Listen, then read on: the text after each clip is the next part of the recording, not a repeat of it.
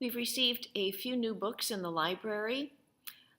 This book talk video is for middle school, and these books probably more at the 6th, 7th grade level.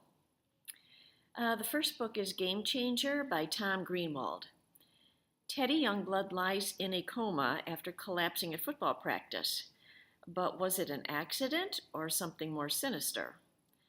Readers will learn there are many questions surrounding this injury through a non-traditional narrative told through conversations, news reports, interview transcripts, text messages, hospital reports, and Teddy's own thoughts, even though he's in a coma. Fans of authors Mike Lupica and Tim Green will want to grab this novel. I'm sure this one's going to be popular. Breakout by Kate Messner. Nora, Lizzie, and new girl Elodie are looking forward to swimming in ice cream during the summer in their town of Wolf Creek, New York. They're even excited about the time capsule they'll be working on for a summer assignment. But after 2 inmates escape from the nearby maximum security prison, where Nora's father is in charge and Elodie's brother is an inmate, the friendly town becomes unfriendly. Elodie experiences racism, which makes Nora and Lizzie rethink the welcoming nature of Wolf Creek, as well as some of their own actions. This story is also non-traditional in that it's told through letters, recorded conversations, text messages, and news stories as the search for the escapees intensifies and the friendly residents become judgmental. Chasing King's Killer by James Swanson. From the author of Chasing Lincoln's Killer and The President Has Been Shot, Swanson gives us another fast-paced nonfiction description of a high-profile assassination, that of Dr. Martin Luther King Jr. King's rise to fame in the civil rights movement is highlighted while also following the movements of James Earl Ray, the bizarre, racist prison escapee who assassinated King.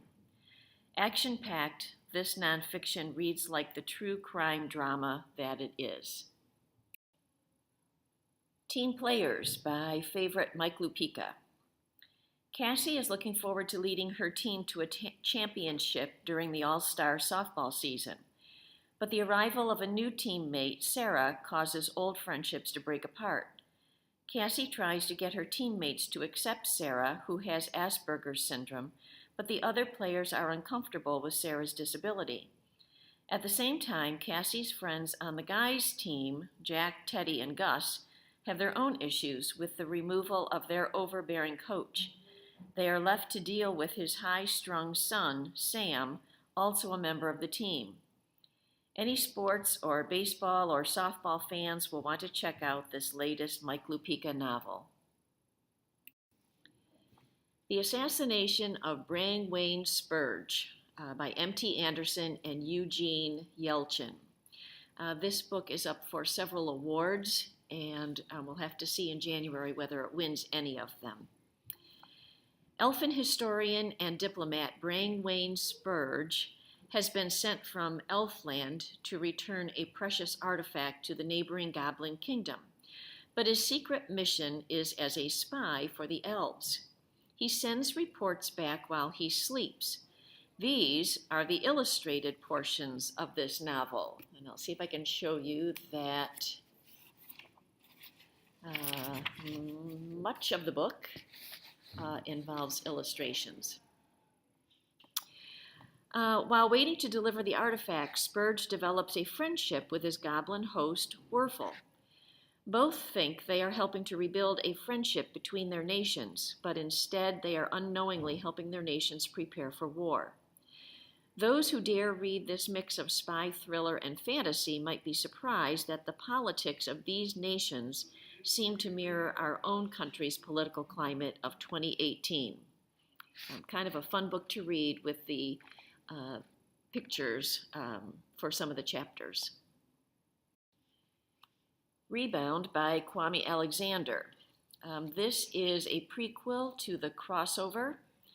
It's the summer of 1988, and 12-year-old Charlie Bell would rather lose himself in his much-loved comic books than confront his emotions over the sudden death of his father. In despair, Charlie's mother sends him off to his grandparents in Washington, D.C., hoping they can get Charlie's to rebound from his loss. His no-nonsense grandfather insists Chuck help with the chores and get physical activity by shooting hoops with his cousin Roxy.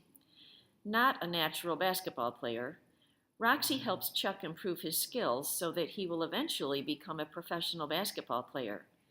Charlie, or Chuck as he is known, turns out to be the father of twins Jordan and Josh from Alexander's first book, The Crossover. Told in the same free verse format, I know that this book will be in high demand, as is other books are. Checked by Cynthia Katahota. Connor McRae is a hockey kid, spending huge amounts of time on the ice at practices and games. He's hoping to advance to the next competition level, which his dad, a former pro player, encourages. But besides the time commitment, there's the money issue. And when Connor's dog, Sinbad, gets cancer, Connor begins to give up some of his ice time to compensate for the $7,000 chemotherapy treatment Sinbad must receive. He also takes odd jobs around the neighborhood to earn money to help out his dad, a single parent. It's a tough time for Connor, who must learn some new coping strategies. Sunny by Jason Reynolds. This is book 3 of Reynolds' track series. As we've learned through the first 2 books, Ghost and Patina, this elite inner-city track team is made up of diverse characters. Sunny is the miler and seems to have an easy life due to wealth. But Sunny's torn between the expectations of his father to be a runner, keeping the memory of his marathon-running mother alive, and his passion for dance. Fortunately, Coach understands and starts giving Sunny private discus lessons, which feels more like dancing. Don't worry if you haven't read the first 2 books in the series. This is one set of stories that you can read in any order. If you've ever faced a conflict between your parents' expectations and your desires, you'll be able to relate to Sunny.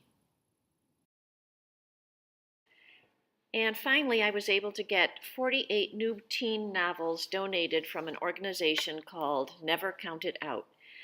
These novels all contain diverse characters, those from different cultures or ethnicities, some dealing with gender identity or mental health issues, and others presenting different perspectives on life. There are too many for a book talk video, so be sure to stop in and browse this display in the library. Hopefully one of the books I've mentioned has sparked your interest. Winter break is a great time to get caught up or to get ahead on your independent reading. So stop by the library before the end of the week to get some reading material.